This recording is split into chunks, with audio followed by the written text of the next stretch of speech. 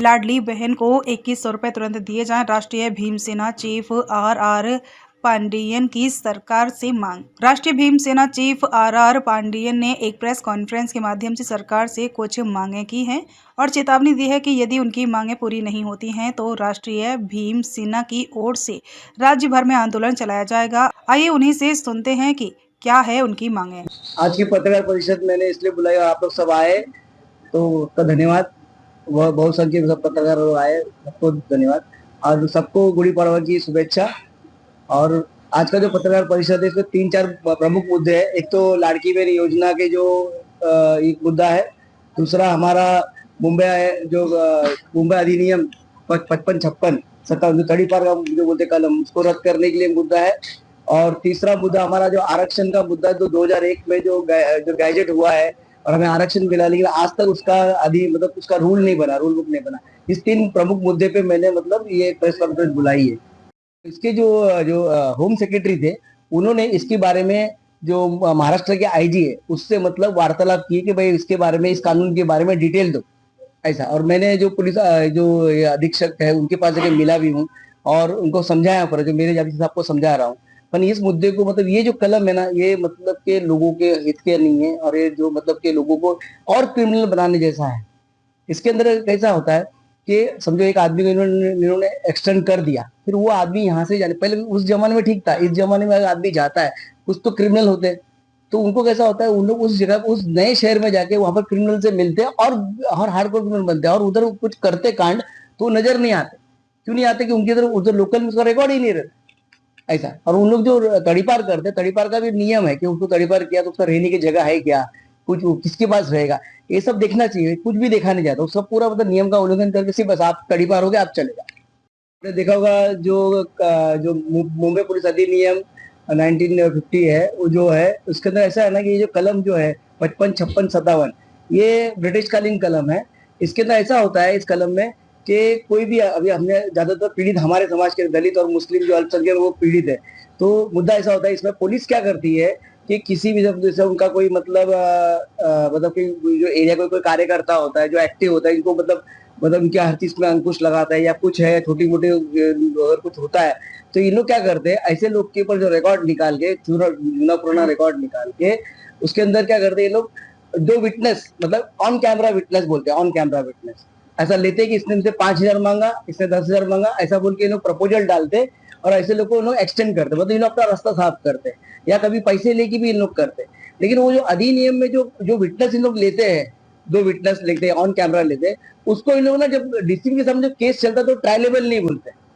तो जो अगर अगर आपके खिलाफ विटनेस है तो उसको ट्रायलेबल होना चाहिए, तो जो विटनेस एक्ट का रूल है।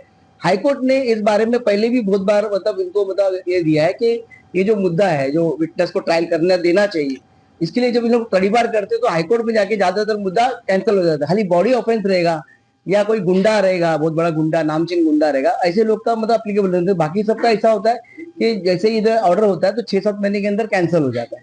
और उसके लिए भी आप देखना, वो जो 55-56-57 ये जो कलम है, सेक्शन है मुंबई पुलिस एक्ट अधिनियम का, उसके लिए जो इन्होंने जो कोकन कमिश्नर रखा है, वो अगर आपने फाइल डाला तो कम से कम 6-7 महीना तो डेट ही नहीं मिलता है पहले वहां पर। तो मतलब आदमी को हरास करना हो तो पुलिस के लिए, ये पुलिस पैसा लेके भी करती है, कितने बार खुद का जो पर्सनल गुस्सा होता है उसने निकालती है। तो मेरा बोलना है कि जो 55-56-57 है, इसको मतलब अमेंड करना, जिसको उसको रद्द करना चाहिए। उसकी जगह पे जो सोसाइटी में ऐसे लोग जो है जिसका मतलब जो मतलब कि ऐसा क्राइम करते हैं, कुछ करते हैं, उसको सुधारना होना चाहिए, उसको चेंजेस आने चाहिए, उसको कुछ काउंसलिंग करना चाहिए, ऐसा होना। तो इसलिए मैं बोलता हूँ कि जो अगर अधिनियम मेंटेन करते हैं तो ये जो विटनेस इन लोग रहते हैं उनको एग्जामिन करने का मौका मिलना चाहिए डीसीपी के सामने। नहीं तो ऐसा किसी का भी कोई भी आदमी, जैसे मैं हूँ या किसी का है, आप ऑन कैमरा ले लो कि 5,000 मांगा और उसका दिखाएंगे ही नहीं और लास्ट तक शो ही नहीं करेंगे। तो विटनेस अगर हम लोग एग्जामिन नहीं कर पाएंगे तो सच है झूठ कैसे मालूम पड़ेगा? तो कहीं ना कहीं वो विटनेस एक्ट का भी उसमें उल्लंघन है और पुलिस इस कलम का मनमानी प्रयोग करती है। मतलब अगर को किसको हटाना है अपने अपने अपने एरिया से या मुंबई से बाहर भगाना, किसी कार्यकर्ता को या किसी मतलब एक छोटा मोटा जो बॉडी ऑफेंस भी नहीं रहेगा, लेकिन अगर आंदोलन मोर्चा किया है तो आपको आंदोलन मोर्चा में राइटिंग का केस लग जाता है, तो राइटिंग का केस भी है तो उसको तड़ीपार कर देंगे। हमने मुंबई पुलिस ने, हमने पूरे जितने भी 40 अधीक्षक थे और न्याय विधि विभाग है जो मतलब इस चीज के लिए विचार करते हैं, उन सबको लेटर दिया है और हमने पूरे महाराष्ट्र में कम से कम नहीं बोल के भी 30 से ज्यादा जिले में हमने उसका मतलब पोस्टर कटआउट लगाया है और लोगों को जन जागृति इस कलम के खिलाफ जन जागृति की है और बहुत काफी विक्टिम है इस चीज के लिए। तो उन सब लोग से हमारा अप्रोच है, उनका एप्लीकेशन है हमारे पास, तो वो हिसाब से फिर विचार करके ही हमने इस पे कार्रवाई करने का निर्णय लिया है। जन जागृति करने का काम चालू किया आपके माध्यम से, और इस कलम के जो नेगेटिव फैक्ट है वो आपको बता रहा हूँ। तो उसके बाद हम लोग क्या करें, मोस्टली देखो धरना आंदोलन मोर्चा, या हम लोग देखेंगे कि अभी तो जन जागृति पूरे महाराष्ट्र में की, फिर से एक बार हम लोग सरकार को जगाएंगे, अगर नहीं जागेगी तो फिर हम लोग उसका उपोषण या जो भी तीव्र आंदोलन करने की कोशिश करें। आरक्षण का मुद्दा ऐसा है कि 2001 में एक ना रूल बना था SC ST का, इसका कि हमको आरक्षण दिया, लेकिन वो आरक्षण देने के बाद ऐसा हुआ कि उसको है ना चैलेंज किया अपना मतलब जॉब में प्रमोशन, मतलब SC ST को जॉब में प्रमोशन का मुद्दे को मतलब चैलेंज हुआ इधर अपने हाईकोर्ट में। हाईकोर्ट ने क्या कर दिया, उसको मतलब खारिज किया। गवर्नमेंट ने रूल अधिनियम बनाया और इसको मतलब ये किया, तो हाईकोर्ट ने उसको रिजेक्ट कर दिया। फिर वो सुप्रीम कोर्ट में गया, तो सुप्रीम कोर्ट में पिछले 20 साल से मैटर पेंडिंग है। उसके अंदर मतलब जो प्रमोशन में आरक्षण जो मिलना चाहिए वो मुद्दे के लिए उधर गया है, उधर पेंडिंग है। लेकिन बाकी जो चीज है SC ST का समाज का जो मिलना चाहिए, वो उस एक मुद्दे के लिए सुप्रीम कोर्ट में उसमें रुका के रखा है। तो उसके लिए पूरा मतलब वो अधिनियम ही बनानी, मतलब 20 साल हो गए, 20 साल 20 ईयर्स। तो रूल बुक बनना चाहिए, मतलब आपको आरक्षण दे दिया पर रूल बुक नहीं है। हमने इसके बारे में पूरे जो होम सेक्रेटरी और SC ST कमीशन के पास भी हमने गए और हमने उधर फाइल किया SC ST कमीशन के पास ये मुद्दे के बारे में। उन्होंने भी ऑर्डर दिया है कि भाई जो आरक्षण का मुद्दा है इसको इम्प्लीमेंटेशन करो, पर अपनी जो सरकार है ये उदासीन है।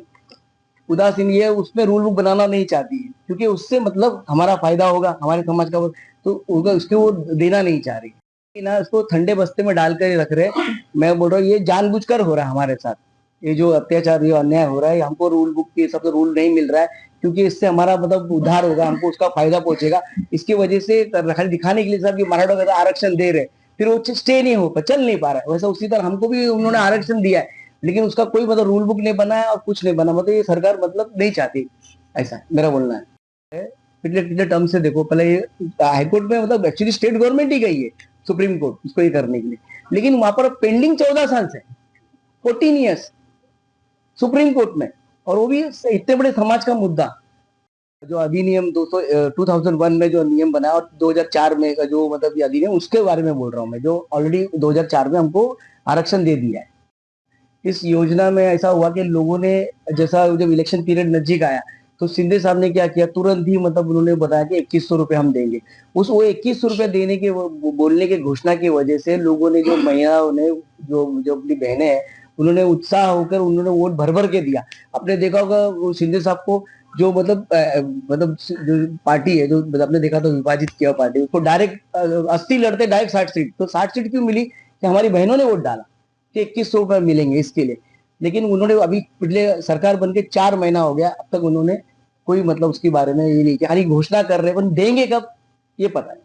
वो कैसा है, पहले उन्होंने मतलब वोट जीत के आने के लिए पहले उन्होंने ये सब रूल बुक बनाए नहीं, जब अभी दे दिया, अब जीत गए, तो अभी उन्होंने मतलब काटना चालू किया, छाटना चालू किया। इनके फंड नहीं होगा, जब फंड का प्रोविजन नहीं कर पा रहे, इसके लिए अभी उन्होंने निकाला, नया रूल निकाला कि भाई इसका अगर गाड़ी है, इसके पास ये है, इसके पास वो, तो उसको मतलब छाटनी करो।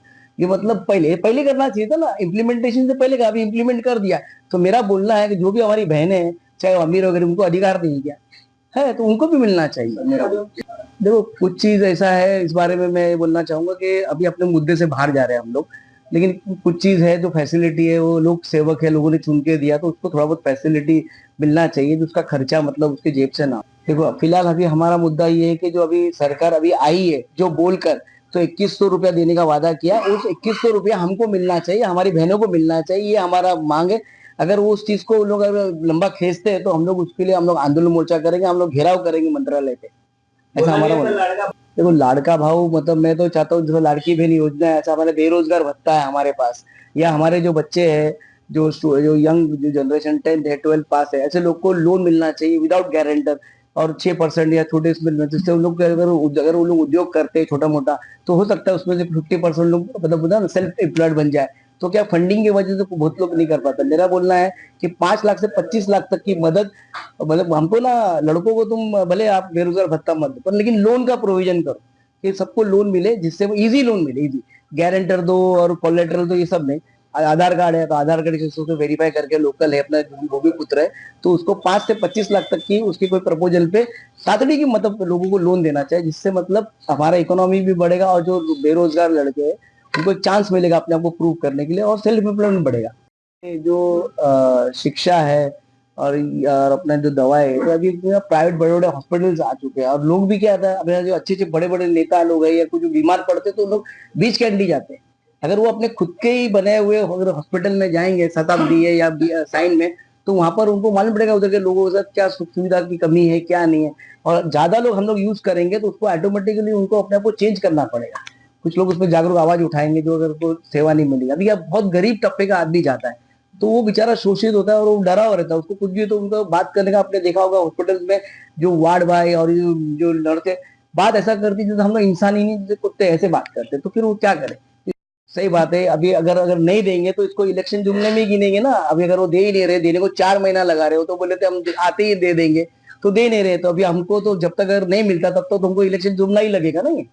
गवर्नमेंट के जो हॉस्पिटल में अगर अगर इलाज बराबर नहीं हो रहा, उसकी वजह क्या है, क्योंकि वहां पर अच्छे लोग नहीं जा रहे, हम जैसे जो तबके के लोग जा नहीं रहे। हम जैसे लोग अगर उसका यूज करने की कोशिश करें तो ऑटोमेटिक इनको ना अच्छी सुविधा अच्छी फैसिलिटी देनी पड़ेगी, और मतलब करना ही मजबूर करना पड़ेगा। अगर एक मिनिस्टर अगर चले जाए, अगर एडमिट हो जाए बीएमसी में, तो कितना चीज चेंज हो जाएंगी। आपने देखा साफ सफाई ये वो क्लीनिक, क्यों? क्योंकि वो मिनिस्टर आया ऐसा।